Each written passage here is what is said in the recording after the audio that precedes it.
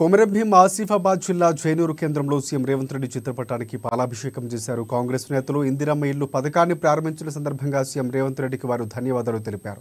తెలంగాణలో 10 ఏళ్ల తరువాత కాంగ్రెస్ ప్రభుత్వం ఆధ్వర్యంలో పేదలకు ఇల్లు ఇస్తామంటున్నారంటూ హర్షాన్ని వ్యక్తం చేశారు. కాంగ్రెస్ పార్టీ మండల అధ్యక్షుడు షేక్ ముఖిబ్.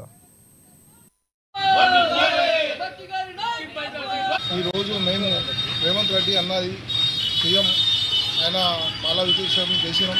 అయితే డిప్యూటీ సీఎం తర్వాత మా ఇన్ఛార్జ్ మినిస్టర్ సీతక్క కూడా.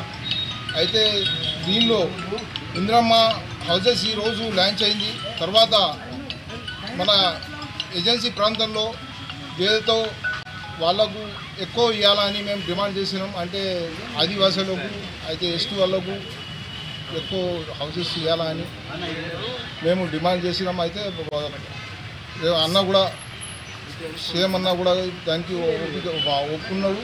అయితే మా మండలి నుంచి అంత కార్యకర్తలు మేము కలిసి ఈరోజు పాలాభిషేకం చేసి హౌసెస్ కానీ మళ్ళా వరి పంటకు కానీ అది